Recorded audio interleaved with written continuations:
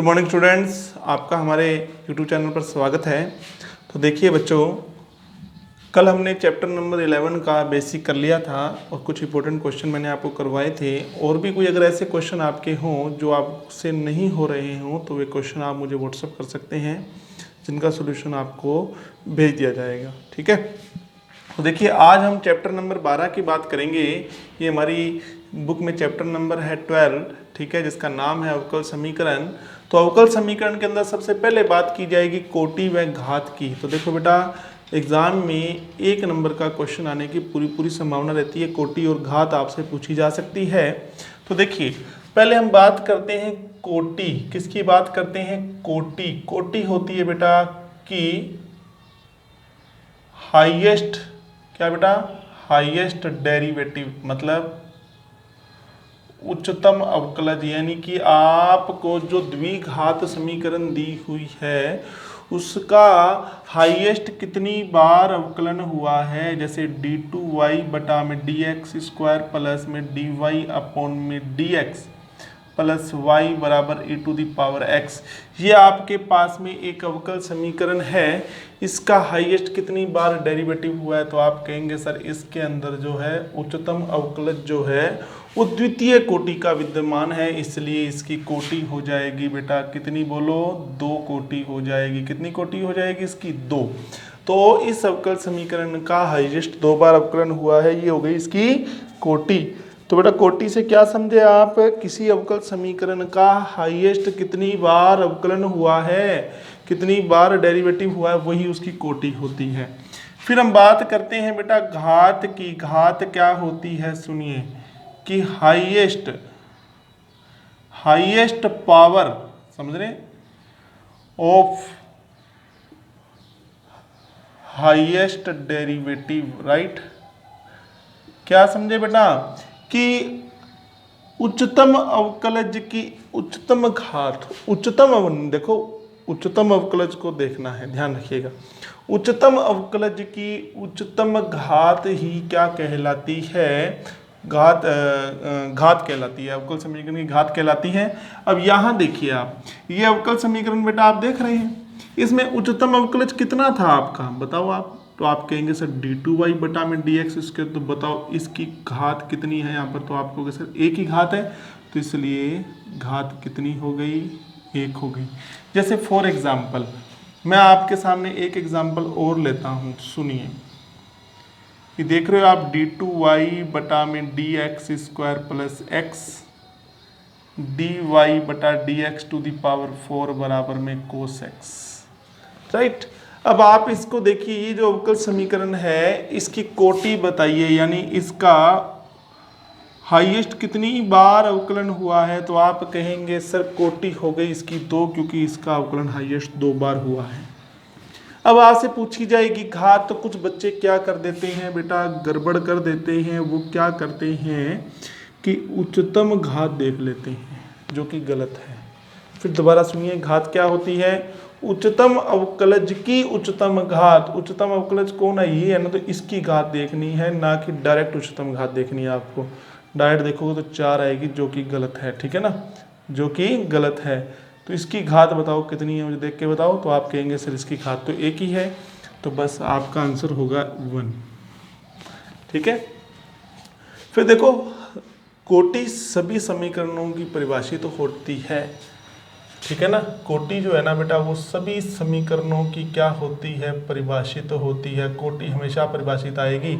जो घात है ना, ये बेटा ध्यान रखिएगा, कभी कभी आपको अपरिभाषित भी मिलेगी, अपरिभाषित भी मिलने वाली है। यानी कि ठीक है ना, यानी जो आपकी घात है ना अवकल समीकरण की, वो हर बार जरूरी नहीं है कि परिभाषित ही आए, कभी कभी आपके पास में अपरिभाषित भी आएगी। तो कैसे समझिएगा बच्चों, देखो जैसे एक सवाल लिया मैंने आपके सामने यहाँ पर।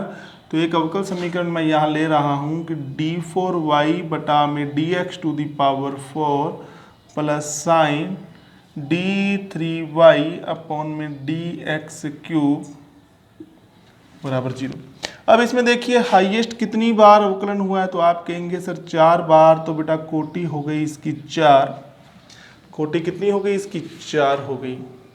अब देखो घात यहाँ पर, अगर घात की बात करें तो घात बेटा यहाँ पर अपरिभाषित है, घात यहाँ पर अपरिभाषित है। अब आप कहेंगे सर वाई, क्यों बेटा? रीज़न ये है कि देखो घात परिभाषित होने के लिए जो dy बटा dx है ना, जो अवकलन गुणांक है उसका गुणज रूप में होना जरूरी है, यानी कि उसका ऐसे रूप होना चाहिए कि x के गुणा में हो, y के गुणा में हो या कांस्टेंट के गुणा में हो, ऐसे, ठीक है, गुणज रूप में होना चाहिए। समझे मेरी बात? और यहाँ पर आप देख रहे हैं कि ये गुणज रूप में ना हो करके साइन के लिए ये कोण का काम कर रहा है। आप यहाँ पर ये नहीं कह सकते कि d3y/dx का गुणज जो साइन है, नहीं कह सकते, तो साइन थीटा बन गया, थीटा का काम कर रहा है ये। अगर ऐसी स्थिति जब भी आती है जहाँ पर आपका अवकलन गुणांक गुणज रूप में ना हो तो वहाँ पर घात हमेशा अपरिभाषित होगी। ठीक है, अब जैसे ये सवाल है y बराबर x इंटू में dy बटा में dx प्लस ए स्क्वायर बटा में dy बटा में dx। ठीक है, तो यहां पर आपसे पूछी गई है कि इस अवकल समीकरण की घात व कोटि बताइए। तो इस प्रकार से यदि dy बटा, देखो जब आपका जो अवकलन गुणांक है dy बटा dx वाला जो पद है, अगर वो कहीं गुणांक रूप में नहीं है और अगर उसमें सुधार किया जा सकता है, आप अगर छोटा सा स्टेप यूज़ करके, ठीक है, या छोटा सा कोई मेथड लगा करके उसको गुणांक रूप में ला सकते हैं तो लाइए। जैसे इस सवाल में बेटा कोई चांस नहीं है, साइन में से थीटा कभी बाहर नहीं निकल सकता, तो इसलिए तो क्लियर हो गया कि यहाँ तो अपरिभाषित ही रहेगा। यहाँ हमारे पास ये है कि हम इसको थोड़ा चेंज कर सकते हैं, पूरी समीकरण के अंदर dy बटा dx का मल्टीप्लाई कर दीजिए, क्या हो जाएगा, ये dy बटा dx का होल स्क्वायर प्लस में ए स्क्वायर आ जाएगा ये। तो देखो dy बटा dx के सभी पद गुणांक रूप में आ गए। यहाँ dy बटा dx का गुणांक y है, यहाँ पर x है। ठीक है, चलिए अब बताओ हाईएस्ट डेरिवेटिव कितना दिखाई दे रहा है? तो आप कहेंगे सर कोटि 1 दिखाई दे रही है, और घात हाईएस्ट डेरिवेटिव की हाईएस्ट पावर, तो dy बटा dx जो है वो हाईएस्ट डेरिवेटिव है, उसकी हाईएस्ट पावर देखनी है आपने, तो कितनी, 2, तो कोटि सॉरी घात हो गई 2 आपके पास में। इसी प्रकार से बहुत ही अच्छा एग्जाम्पल है, हर बार बच्चों को कंफ्यूज करता है। देखिए कोटि व घात का, सुनिएगा,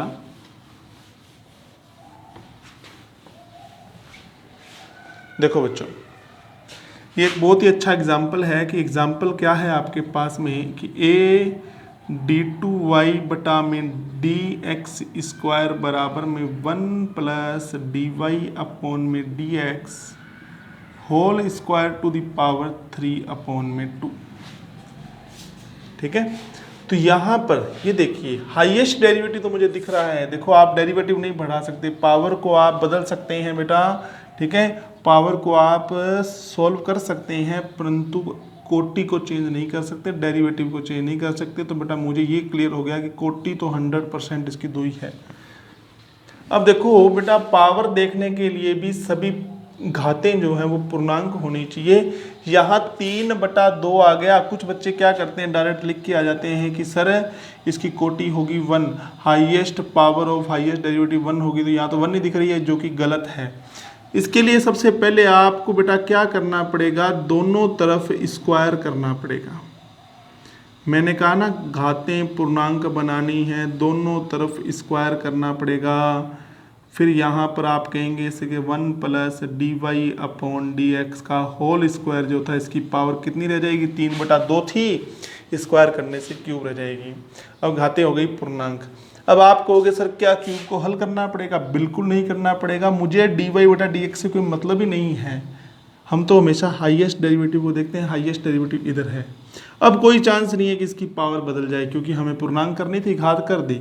अब देखो आपको कितनी घात दिखाई दे रही है, तो आप कहेंगे सर 2 घात दिखाई दे रही है, तो बोलो कितना आंसर हो गया, घात 2 हो गया। और पहले कितना सोच रहे थे आप, 1, तो सोच लो, ठीक है, कितना डिफरेंस है। चलिए तो बेटा ये हो गया अपना क्या, कोटि व घात वाला टॉपिक। अब हम आगे बात करेंगे बेटा अवकल समीकरण का हल ज्ञात करना। अब हम बात करने वाले हैं, समझिएगा सब बच्चे, कि अवकल समीकरण का हल। देखो क्या टॉपिक है बेटा, कि अवकल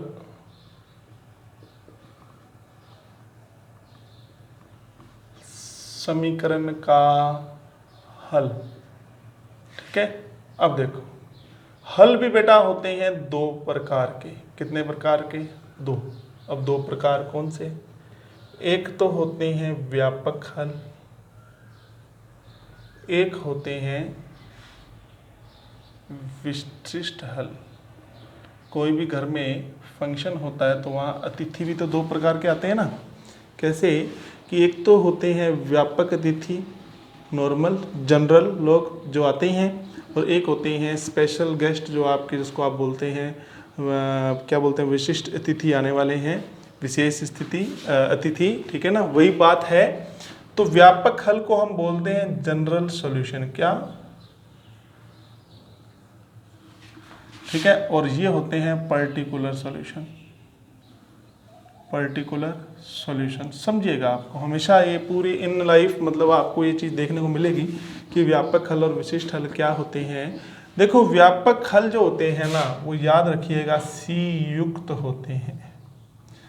जिन हलों में देखो अवकल समीकरण को हल करोगे तो आपको एक अंतिम, जब आप अवकल समीकरण को हल ज्ञात करोगे, ठीक है, उस हल के अंदर आपको सी मिलेगा। सी आप जानते हैं स्वेच्छ अचर होता है, इसलिए सी युक्त जो हल होता है उसको व्यापक हल कहा जाता है। जिसके अंदर सी होता है यानी स्वेच्छ अचर होता है, वो क्या कहलाता है? आर्बिट्रेरी कांस्टेंट होता है, वो क्या कहलाता है? व्यापक हल कहलाता है। ठीक है, और यहां लिख दीजिए सी रहित, यानी जिसमें सी नहीं होता वो विशिष्ट हल कहलाता है। वो क्या कहलाता है? विशिष्ट हल। जैसे मैंने देखो यहाँ पर एक हल लिखा y बराबर एक्स प्लस सी। अब इसमें c आ गया कि नहीं आ गया बताओ? अभी ये व्यापक हल है। और जैसे मान लो मैं यहाँ कंडीशन दे दूं कि x बराबर 1 रखने पर y बराबर 1 आता है। ठीक है, तो चलो रखो जरा, x का मान 1 रखने पर y 1 आता है, ये कट गए तो c का मान 0 आ गया। तो इस व्यापक हल के अंदर जब मैं ऐसे c का मान रख दूंगा तो c गायब हो जाएगा। बताओ ये क्या है, c सहित या c रहित? तो आप कहेंगे सर c रहित हो गया, तो भाई ये विशिष्ट हल हो गया। ठीक है ना। तो देखो दो प्रकार के हल होते हैं, एक तो होते हैं व्यापक हल। व्यापक हल क्या होते हैं? जिनमें सी होता है, और एक होते हैं विशिष्ट हल जिनको सी रहित होते हैं। ठीक है, अब आप कहेंगे सर कैसे पता लगेगा व्यापक हल? जब बुक में पेपर में लिखा है कि हल ज्ञात करो, डायरेक्ट हल ज्ञात करो या व्यापक हल ज्ञात करो, तब तो आप समझ ही जाएंगे नॉर्मल हल निकालना है। हमेशा कोई भी हल पूछा हो, पहले अवकल समीकरण को हल करने पर सबसे पहले व्यापक हल ही निकलेगा, फिर उससे विशिष्ट बनाया जाएगा। अगर वो कहेगा तो विशिष्ट बना दीजिएगा, अन्यथा रहने दीजिएगा। ठीक है, अगर वो कहे कि विशिष्ट हल ज्ञात करो तो विशिष्ट बना के दिखा देना। और बेटा याद रखना कि विशिष्ट बनाने की पहचान वहाँ पर क्या है कि कंडीशन दी होगी। अगर कंडीशन दी हुई है कि यदि x बराबर 0 तो y बराबर 1, यदि x बराबर 0 तो y बराबर, इस तरह से x और y की अगर कोई कंडीशन दी हुई है तो समझ जाना विशिष्ट हल पूछा है, अन्यथा नहीं पूछा।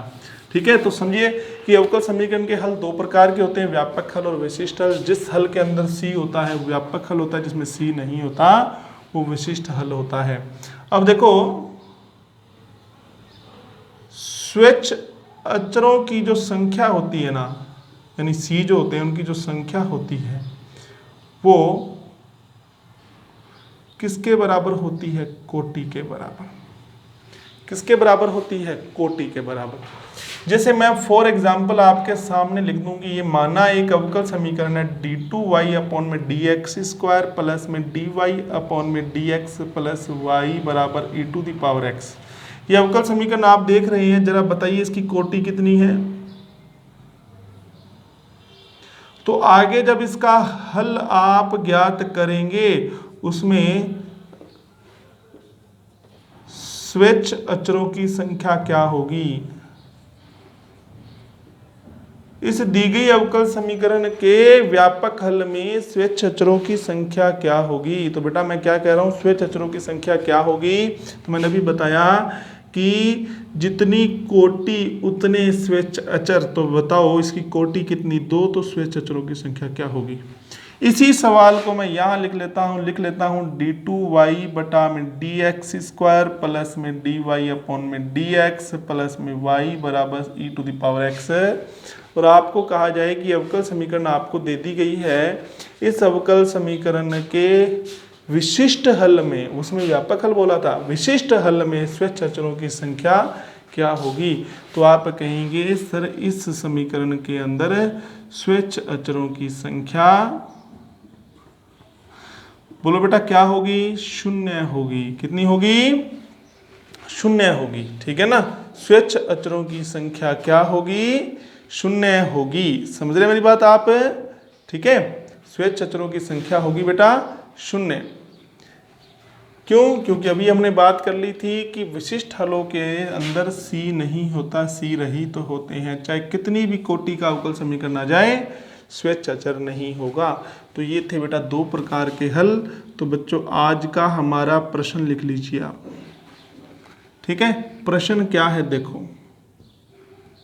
d4y अपॉन में dx⁴ प्लस dy अपॉन में dx प्लस e⁻d2y बटा में dx स्क्वायर बराबर 0। एक ही घात में है d2y बटा dx स्क्वायर, ठीक है। तो इस अवकल समीकरण की कोटि व घात बताइए क्या होगी, कोटि व घात बताइए क्या होगी। तो बेटा ये आपका आज का प्रश्न है। इस प्रश्न का उत्तर लिख करके आप कमेंट बॉक्स में हमें कमेंट करेंगे, ठीक है। और जो विद्यार्थी वीडियो देख रहे हैं और कमेंट नहीं कर रहे हैं, उनसे हमारा अनुरोध है कि आप रेगुलर कमेंट करें, ठीक है। आज के लिए धन्यवाद, थैंक यू।